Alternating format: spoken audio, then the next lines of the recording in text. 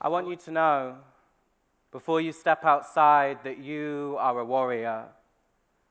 You are a warrior who is allowed to be soft, a warrior that is allowed to be scared, a warrior that is allowed to ask for help, but still a warrior. I need you to know that when I am writing this, I have changed my outfit 17 times.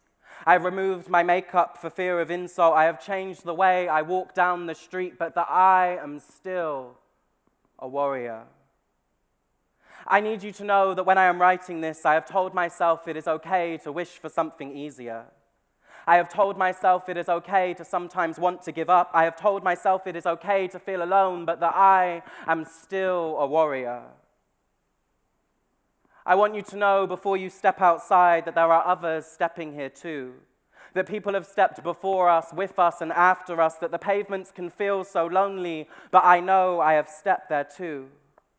That we have existed before and exist in the present and exist in the future, that we come from a line of warriors we did not ask to fight, but we know how to survive. Before you step outside, we love you. Before you step outside, I love you. Before you step outside, breathe.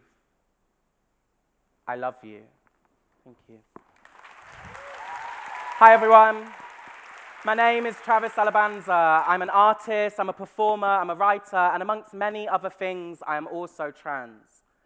And I say this to kind of get it out the way, as a kind of not disclaimer, as a kind of thing that I feel needs to be said often in public space so that we can move forward. I say this not because it is the be-all and end-all of my talk, but I say this because I feel it is a central point to my talk, and I want us to be on the same page. I think so often trans people in public space have to constantly declare their transness in order to move forward. So here I am, in this big, scary, really big, scary room, declaring that I am trans. But I feel like often at the moment, with trans people all over the media, calling it the trans tipping point, that we think we all know what trans means. But just for the sake of this talk, let me go through a really brief 101 description. This isn't going to be your Judith Butler. This isn't going to be your gender theory lesson. This is mainly the means to an end, so we can move forward. Trans, in short, with this description, means that all of us, at birth, were made a decision without our consent. Every day when someone is born without their consent, they are told they are either boy or girl. We then go forth and are told we have to live that life becoming boy to man, to girl to woman. Trans, in short, just means that you were given that without your consent and you've decided that that does not fit. In short, trans just means you were told a gender without your consent at birth, and now, in whatever shape or form, you are not that gender. There's another word I'm going to be using today throughout this talk that I think we should just get on the same page with, and that is cis or cisgender. In short, basically meaning not trans, meaning that that decision without your consent at birth that you were a boy or a girl kind of still fits with you now and you're all right with it. So me, I'm trans. Insert big TED Talk balloons come down, confetti cannon, and everyone twirls round and applause. But really, all that it means is that I was given something, boy or manhood at birth, and that is not who I am, that I decided to declare my autonomy over my body and say, actually, that doesn't fit. I actually exist somewhere over here or somewhere over there or somewhere in the middle, but it's actually none of our business for this talk. Trans people can exist in many different shapes, sizes, looks, or identities. Trans people can look like me, can not look like me, and trans people over evolution have also mastered the ability to become invisible. That was a joke. Trans people also have a sense of humor. So, moving on from our 101 definition, what am I actually here to talk about? I'm actually here to talk about something that goes beyond trans and cis, that goes beyond these identities and into something that we all experience, into something that every one of us in this room, in order to get here, has experienced. So I read a poem from my book today, and I did that for two main reasons. My first reason is because I'm a writer, and I thought that starting out with one of my poems would make me a lot less nervous. Side note, it really didn't. But two, because from that book, every single poem, diary entry, and essay that I have written, I had written on public transport. I had written outside. I had written in the public sphere, whether on a bus, on a tube, sometimes even on a plane. And that is the experience that I want us to be talking about today. the experience of going outside. 2 years ago, I became obsessed with this notion of something that bonded us all, or most of us all, together. The fact that most of us all go outside. We all go outside, we all go from A to B, we all get on tubes or buses or trains. But what I was really interested in is how we were experiencing this differently. And that's what I want to talk with you about today.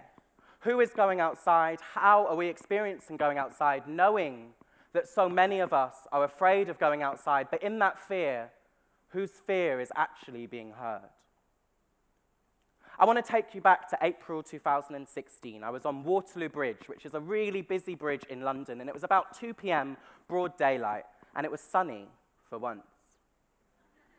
And I say 2 p.m. because that is the lunch rush hour. For people that are from London in the room, everyone knows that Waterloo Bridge is ridiculously busy. It almost feels like a conveyor belt. Whenever I walk on Waterloo Bridge, I always think that I'm in a movie, but not one of those good movies. I feel like a robot. But what I'm trying to say is that there was loads of people. And at that moment at 2 p.m., I remember someone shouted the word tranny and threw a chicken burger at my shoulder. I will repeat. In broad daylight at 2 p.m. on Waterloo Bridge, around 150 people witnessed a person throw a burger at me whilst calling me a tranny as it hit my shoulder.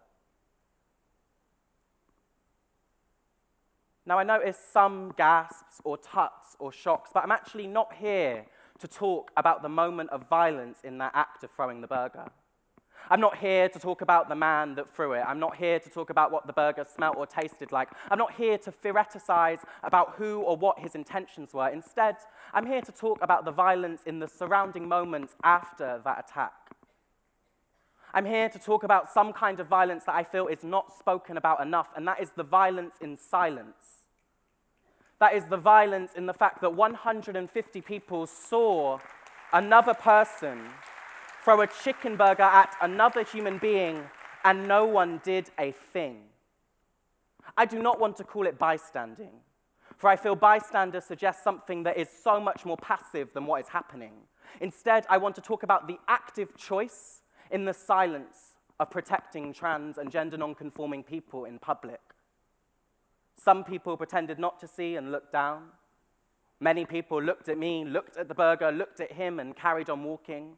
One lady even looked at me in the eye as if to say sorry, but never quite saying it, and then walked at a faster pace moving forward. I actually had to touch the mayonnaise on my dress to make sure that it was real. Because if you'd looked around moments after, it would have looked like any other day. And this was a real changing point for me as a trans person existing in public space. I'm not saying this was the first type of harassment I'd received, anything but that. But what I did notice in that moment is something that I felt was so absurd as a burger being thrown at another human being was so normalized to everyone else. What I realized in that precise moment is that trans and gender non-conforming people are not protected in public space. We are attacked, but then also not protected when we are attacked. That there is a silence surrounding our violence, and that actually that is part of the violence. What I realized in that moment is not just the attacker who is at fault, but actually by everyone remaining silent on that bridge, it tells the attacker that he can go the next day and do the exact same thing and no punishment will be received. Now, I could have spoken about the violence today, but I'm going to judge that we're all this liberal room that feel like we're okay with trans people because we shared an image of Caitlyn Jenner on our Facebook. But actually, 150 people on that Waterloo Bridge looked exactly like you all did now, albeit a bit smaller amount. So I have to wonder, I can no longer take it and say that yes, people will protect me because actually evidence has shown otherwise. And I want to give you another example because I really want to reinstate that this violence, this moment of the burger being thrown, is not some absurd thing out of the blue, that this kind of violence happens to trans and gender non-conforming people every time we step outside. 2 months ago, I was doing a gig in Nottingham, and it ended around 11:30, and I was walking back home with some friends. I saw the McDonald's, and I was just really, really hungry, and shamefully, I want to pretend that that wasn't the restaurant I went into, but it was.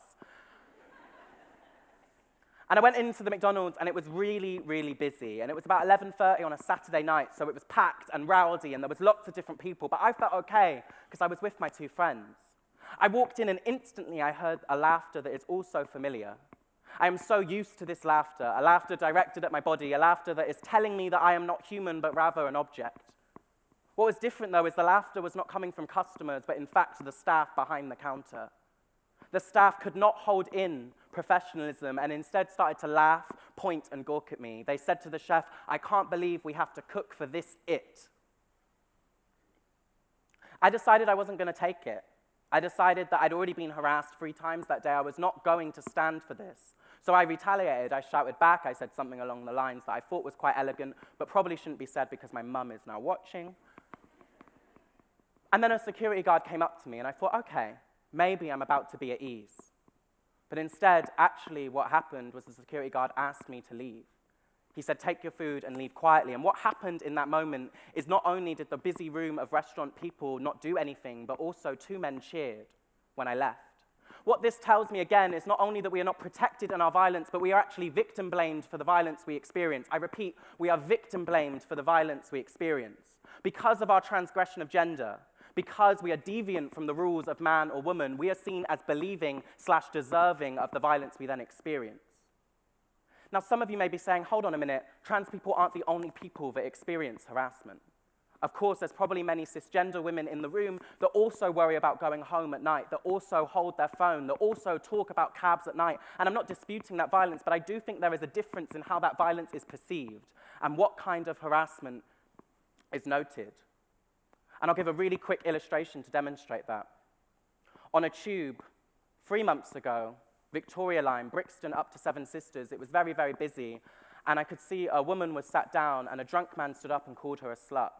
Instantly, the whole room or the tube erupted. Within 1 stop, the man was ejected, the woman was being offered a bottle of water, and I even stood up and was like, "Hey, are you okay? Do you want to take 2 seats?" And at first, I thought this was a really good example of community coming together, but I couldn't help but admitting that I was actually quite jealous afterwards, quite angry. Because 2 weeks prior, on that very same tube, I was called a faggot by a group of men and no one did anything. 2 weeks before that, a mum actually tutted at me and asked why I was making a scene, and someone else laughed and continued to read their paper. I could go on and on with experiences, but I'm well aware I'm already over time.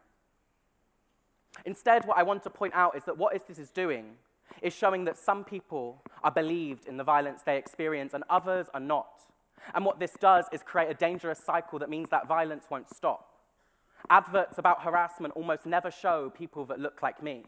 And although that woman was also protected by other privileges such as whiteness, no visible disability, no visible religion that would have meant that she was discriminated against, I can't help but also believe that her cisness, that being that she wasn't trans, was a focal point of the fact that she was being able to see as a victim. This is not an option for me. This is an epidemic of violence that faces trans and gender non-conforming people every day.